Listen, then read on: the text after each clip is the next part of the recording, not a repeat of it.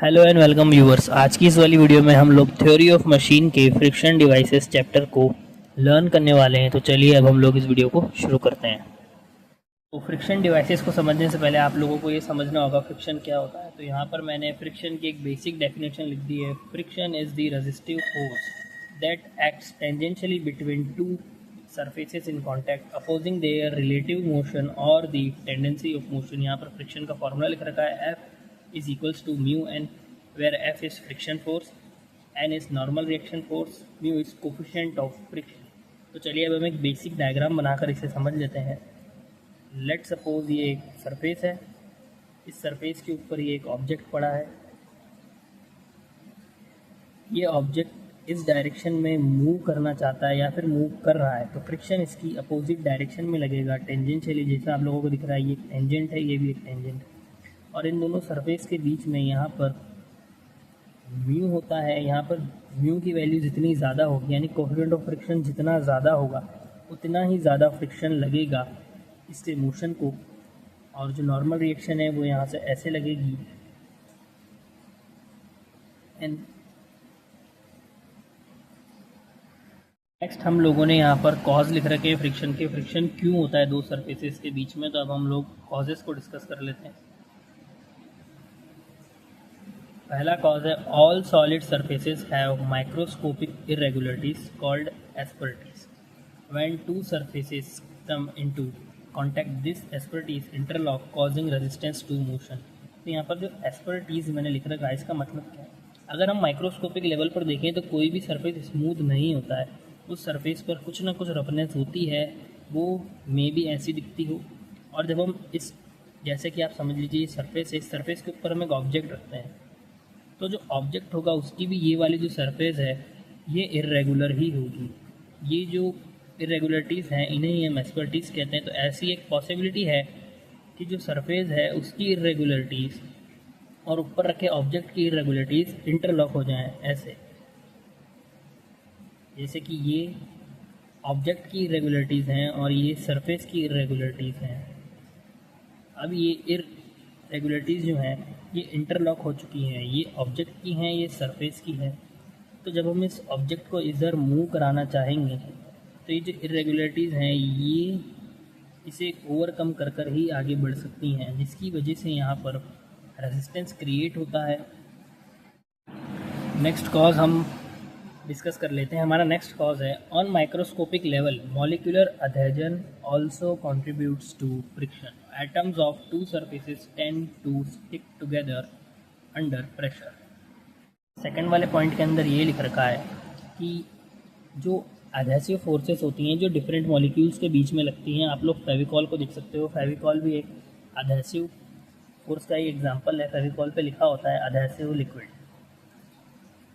जैसे दो different molecules हैं, हमारा सरफेस जो है और उसके ऊपर वो रखा जो ऑब्जेक्ट है, दोनों अगर डिफरेंट मटेरियल के हैं, एक पॉसिबिलिटी है, हम मान रहे हैं कि अगर वो दोनों डिफरेंट मॉलिक्यूल्स के हैं तो ऐसा हो सकता है कि उनकी कोहेसिव फोर्स, यानी जो उनके खुद के मॉलिक्यूल्स में लगती है उस फोर्स से ज़्यादा डिफरेंट मॉलिक्यूल्स में लगने वाली फोर्स, यानी जो एडहेसिव फोर्स है वो ज़्यादा हो। जैसे कि एक ऑब्जेक्ट है, वो हमने एक सरफेस के ऊपर रखा है, तो जो सरफेस है, ये जो सरफेस है इसके खुद के मॉलिक्यूल्स के बीच में जो फोर्स लगेगी वो भी कोहेसिव। ऐसी एक पॉसिबिलिटी है कि इसके मॉलिक्यूल्स के बीच में लगने वाली कोहेसिव फोर्स कम हो और जो ये ऑब्जेक्ट है इसके भी मॉलिक्यूल्स के बीच में लगने वाली कोहेसिव फोर्स कम हो। रेस्पेक्टिवली इस मटेरियल के और इस सरफेस के जो मॉलिक्यूल्स हैं ये दोनों डिफरेंट हैं। ये मॉलिक्यूल 1 है, ये मॉलिक्यूल 2 है, ये दोनों डिफरेंट काइंड के। ऐसी पॉसिबिलिटी है कि इन दोनों के बीच में जो फोर्स लग रही हो वो ज़्यादा हो। यही यहाँ पर लिखा है on microscopic level molecular adhesion also contributes to friction. Atom of two surface tend to stick together under pressure. तो हमारा थर्ड कॉज हो सकता है when soft material slide over a surface it undergoes small scale deformation at the contact point. This deformation creates resistance to motion contributing to the frictional force। तो हम लोगों ने friction समझ लिया, अब हम लोग फ्रिक्शन डिवाइसेस समझते हैं। फ्रिक्शन डिवाइसेस की डेफिनेशन है mechanical component that utilize the principle of friction, यानी ऐसे मैकेनिकल कंपोनेंट्स जो फ्रिक्शन का यूज़ करते हैं to either resist motion, motion को रेजिस्ट करने के लिए, ट्रांसमिट पावर, पावर को ट्रांसमिट करने के लिए जैसे हमारे पास गियर्स होते हैं, और absorb energy in a controlled manner. तो ये एक डेफिनेशन है फ्रिक्शन डिवाइसेस की। एग्जाम्पल क्या हो सकता है? Clutch, brake, belt drive, friction coupling, friction damper, friction bearing, pivot bearing, collar bearing etcetera. है हमारा क्लासिफिकेशन या फिर हम कह सकते हैं टाइप्स। तो फ्रिक्शन होता है, एक होता है स्टैटिक, एक होता है डायनेमिक। डायनेमिक के अंदर होते हैं स्लाइडिंग, रोलिंग, पाइवट। और हम फ्रिक्शन को ऐसे भी क्लासीफाई कर सकते हैं कि अनलुब्रिकेटेड सरफेसेस और लुब्रिकेटेड सरफेसेस। अनलुब्रिकेटेड सरफेसेस में होता है ड्राई या फिर सॉलिड फ्रिक्शन, और लुब्रिकेटेड सरफेसेस के अंदर होता है बाउंड्री, ग्रीसी, नॉन विस्कस या फिर fluid slash film slash viscous. हमें फ्रिक्शन डिवाइसेस की एक ब्रीफ नॉलेज है और हमने पूरी कोशिश करी है कि हम उस ब्रीफ नॉलेज के साथ साथ आपको कुछ ना कुछ इन डेप्थ का भी समझा सकें। Next is limiting friction, maximum value of friction which comes into play when a body just begins to slide over the surface of the other body, known as limiting friction और limiting force of friction. यानी ये वो maximum value है जिसकी हमें need है एक rest में पड़े ऑब्जेक्ट को जस्ट मूव कराने के लिए। यानी अगर हम जो फोर्स अप्लाई कर रहे हैं उसकी वैल्यू लिमिटिंग फ्रिक्शन से कम है तो वहाँ पर स्टैटिक फ्रिक्शन लगता रहेगा, वो डायनेमिक में कन्वर्ट नहीं होगा। यानी हमारा ऑब्जेक्ट जो रेस्ट पर है वो रेस्ट पर ही रहेगा। उसे रेस्ट से मोशन में लाने के लिए मिनिमम फोर्स जो हम अप्लाई करेंगे जिससे हमारा ऑब्जेक्ट जो है वो स्लाइड करना स्टार्ट करेगा सरफेस के ऊपर, वो लिमिटिंग फ्रिक्शन उसे हम बोलते हैं। जैसा कि मैंने यहाँ नोट करके लिख रखा है, applied force must be higher than limiting friction for motion of body which is initially at rest. यानी हम जो फोर्स अप्लाई करेंगे वो लिमिटिंग फ्रिक्शन से ही ज़्यादा होनी चाहिए किसी ऑब्जेक्ट को मूव कराने के लिए, वरना जो ऑब्जेक्ट इनिशियली रेस्ट पर था वो रेस्ट पर ही रहेगा। नेक्स्ट है लॉज ऑफ फ्रिक्शन।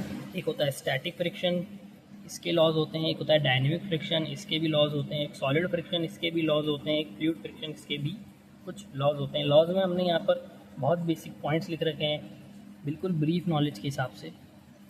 तो पहले हम डिस्कस कर लेते हैं स्टैटिक फ्रिक्शन। इसके पॉइंट्स हैं friction always in opposite direction to the motion of direction of body. ये बिल्कुल बेसिक पॉइंट है, ये आपको समझ में आ ही गया होगा। सेकेंड है magnitude of friction exactly equal to the force which tends to the body to move. यानी जो हम फोर्स लगाएंगे किसी भी रेस्ट वाले ऑब्जेक्ट पर उसे स्लाइड कराने के लिए जो इनिशियली रेस्ट पर है, तो हम जितनी भी फोर्स अप्लाई करेंगे वो इक्वल हो जाएगी डायरेक्ट फ्रिक्शन के। उसमें कुछ भी ऐसा नहीं है कि हम लगा रहे हैं 10 न्यूटन और सिर्फ 8 न्यूटन ही वहाँ पर 2 न्यूटन गायब हो गए, ऐसा कुछ भी नहीं होगा। जैसा कि हम एक और बार इस पॉइंट को रीड कर लेते हैं, magnitude of friction exactly equal to the force which tends the body to move. हमारा थर्ड पॉइंट है limiting friction divided by normal reaction is equal to constant. यानी जो रेशियो होगा लिमिटिंग फ्रिक्शन का टू दी नॉर्मल रिएक्शन वो constant होगा। हमारा fourth point है friction is independent of area of contact. Friction जो है यानी मेनली हमारा स्टैटिक फ्रिक्शन वो कांटेक्ट के एरिया पर डिपेंड नहीं करता है। हमारा नेक्स्ट है dynamic friction. Friction always in opposite direction to motion, यानी यही वाला same as it is point है। और moderate speed friction is constant. अगर हमारी स्पीड मॉडरेट है किसी ऑब्जेक्ट को किसी सरफेस पर मूव कराने की तो हमारा फ्रिक्शन जो है वो कांस्टेंट हो सकता है। थर्ड पॉइंट है friction slightly decrease with increase of speed. अगर हम किसी भी ऑब्जेक्ट की स्लाइडिंग करा रहे हैं किसी सरफेस पर, अगर हम उसकी स्पीड इंक्रीज करते हैं तो फ्रिक्शन जो है वो स्लाइटली डिक्रीज हो जाता है। क्योंकि अगर हम किसी ऑब्जेक्ट को किसी सरफेस पर बहुत ज़्यादा स्पीड से मूव कराते हैं तो ऐसी पॉसिबिलिटी होती है कि जो रफनेस है ऑब्जेक्ट की या फिर सरफेस की वो थोड़ी सी कम हो जाए। फोर्थ है dynamic friction divided by normal reaction, ये भी कांस्टेंट होगा। यानी डायनेमिक फ्रिक्शन का रेशियो नॉर्मल रिएक्शन के साथ कांस्टेंट होगा। हमारा सॉलिड फ्रिक्शन, फ्रिक्शन जो है वो डायरेक्टली प्रोपोर्शनल होता है नॉर्मल लोड के। सेकंड हमारा है friction independent of area of contact, जैसा कि यहाँ पर भी था। और थर्ड है friction depend on material of surface. Friction जो है वो सरफेस के मटेरियल पर डिपेंड करता है, उसी से जो है हमारा कोफिशिएंट ऑफ फ्रिक्शन वेरी करता है। फोर्थ पॉइंट है friction independent from velocity of sliding one body relative to other, यानी फ्रिक्शन हम कितनी वेलोसिटी से किसी ऑब्जेक्ट को स्लाइड करा रहे हैं किसी सरफेस पर, उस पर डिपेंड नहीं करता है। फोर्थ वाला है फ्लूइड फ्रिक्शन, हमने इसके भी पॉइंट्स लिख दिए हैं। Friction is almost independent of the load. Second है friction reduces with the increase of temperature of the lubricant. और थर्ड है friction different for different lubricant. Next topic है pivots and collars. Rotating shaft are frequently subjected to axial thrust. The bearing surfaces such as pivot and collar bearing are used to take this axial thrust of the rotating shaft. Example है propeller shaft of ship, shaft of steam turbine, vertical machine shafts. हमारा topic है pivots and callers. इनके diagrams जो हैं आप लोग search कर कर नेट पर देख सकते हैं, जैसे कि इनके बहुत सारे टाइप्स मैंने यहाँ पर लिख रखे हैं। Bearing surfaces placed at the end of shaft to take the axial thrust known as pivots. जैसे कि आप लोग समझ रहे होंगे, जो बियरिंग सरफेस प्लेस होते हैं शाफ्ट एंड्स पर एक्सियल थ्रस्ट को बियर करने के लिए, उन्हें हम पाइवट्स कहते हैं। आपको ये सारे डायग्राम्स नेट पर मिल जाएंगे, flat pivot, conical pivot, trapezoidal pivot.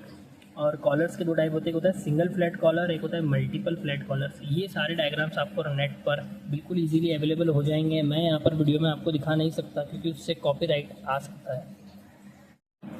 पाइवोट्स को ऐसे समझ सकते हैं, एक वर्टिकल शाफ्ट है जो एक फिक्स पॉइंट है, जैसे कि बॉटम है उस पर एक फिक्स पॉइंट है, उसके ऊपर हमने एक वर्टिकल शाफ्ट लगा दी और वो वर्टिकल शाफ्ट रोटेट कर रही है और जितना भी लोड है उस पर्टिकुलर पॉइंट के ऊपर जा रहा है, यानी सारा जो डिस्ट्रीब्यूशन है हम कह लें फ्रिक्शन का या लोड का, उस पर्टिकुलर एक पॉइंट के ऊपर जिसके ऊपर हमारी वर्टिकल शाफ्ट रोटेट कर रही है, तो इसे हम कहते हैं पाइवोट्स।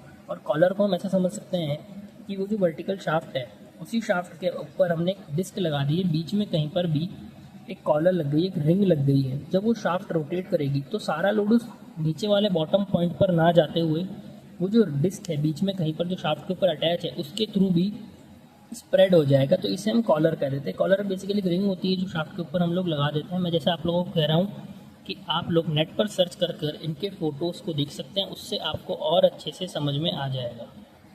पर मैंने न्यूमेरिकल को अटेम्प्ट्स करने के लिए फार्मूलाज लिख रखे हैं कुछ, जो फ्रिक्शनल टॉर्क के, power lost in friction, uniform pressure के लिए अगर प्रेशर यूनिफॉर्म है, या फिर यूनिफॉर्म वियर के लिए, जैसा अकॉर्डिंगली हमारे क्वेश्चन में गिवन हो।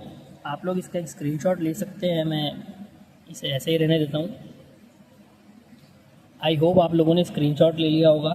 इनके डेरिवेशंस भी होते हैं पर वो इस वीडियो में हमने इंक्लूड नहीं करे हैं अभी, पर मैंने कुछ नोट लिखे हैं। Total torque transmitted in a multi collar shaft remains same. I hope आप लोगों को ये डायरेक्टली समझ आ गया होगा कि टोटल टॉर्क, जितना भी टॉर्क होता है जो ट्रांसमिट होता है सिंगल कॉलर शाफ्ट में और मल्टी कॉलर शाफ्ट में, वो सेम होता है। Multi collared bearing with N collars having intensity of the uniform pressure is, यहाँ पर जैसे मैंने फर्स्ट पॉइंट में लिखा था जो टोटल टॉर्क ट्रांसमिट होता है वो तो सेम होता है, लेकिन जो इंटेंसिटी है यूनिफॉर्म प्रेशर की वो अलग होती है मल्टी कॉलर्ड में सिंगल कॉलर्ड से, इसलिए उसे मैंने अलग से यहाँ पर मेंशन कर दिया है अगर आपसे क्वेश्चन में सिर्फ प्रेशर की इंटेंसिटी पूछ ली जाए। तो हमारा नेक्स्ट टॉपिक है पावर स्क्रूज। हम लोग पहले इसकी डेफिनेशन देख लेते हैं। Mechanical device use to convert, ये स्लाइटली मिस्टेक है, दोबारा पढ़ लेते हैं। Mechanical device use to convert rotary motion into linear motion and to transmit power, इसे हम कहते हैं पावर स्क्रूज। इसके एग्जांपल हो सकते हैं lead screw of lathe machine, bench vice screw jack, presses. ये प्रेसेस यानी आपने सुना होगा ना हाइड्रोलिक प्रेस, यहाँ पर हाइड्रोलिक प्रेस नहीं है, कि स्क्रू प्रेस भी होती है, आप लोग सर्च कर सकते हैं उसके बारे में यूट्यूब पर भी और नेट पर भी। वॉल्व स्टेम, सी लैम्प। वॉल्व स्टेम जैसे आपके घर में होगा ना वो गोल नल जिसके ऊपर का जो नॉब होता है वो सर्कुलर होता है, उसका ये है वॉल्व स्टेम। एप्लीकेशंस होते हैं स्क्रू जैक, स्क्रू प्रेस यानी प्रेस मशीन, वॉल्व ऑपरेशंस जैसा कि मैंने बताया आपके घर में अगर वो पुराने वाले नल हैं आप लोग यूट्यूब पर सर्च कर सकते हैं, आपको इन सब की वीडियोज़ मिल जाएंगी वर्किंग के। और आप जैसे ही अगर नेट पर सर्च करते हैं आपको इन सब के डायग्राम्स मिल जाएंगे, वहाँ से आपको पावर स्क्रूज क्या है और अच्छे समझ में आ जाएगा। जैसे यहाँ पे बेसिक डेफिनेशन लिखा है, कन्वर्ट करना रोटरी मोशन को लीनियर मोशन में और पावर को ट्रांसमिट करना, यही जो है बेसिकली पावर स्क्रू का काम होता है। एडवांटेजेस होते हैं, सेल्फ लॉकिंग पॉसिबल होती है, प्रिसाइज लीनियर मूवमेंट मिलता है, सिंपल एंड कॉम्पैक्ट डिज़ाइन होता है। ऐसे के कुछ डिसएडवांटेजेस भी हैं, इसकी एफिशिएंसी लो होती है ड्यू टू हाई फ्रिक्शन, क्योंकि इसके अंदर फ्रिक्शन बहुत ज़्यादा लगता है, हीट जनरेट होती है, ये सूटेबल नहीं होते हैं हाई स्पीड के लिए।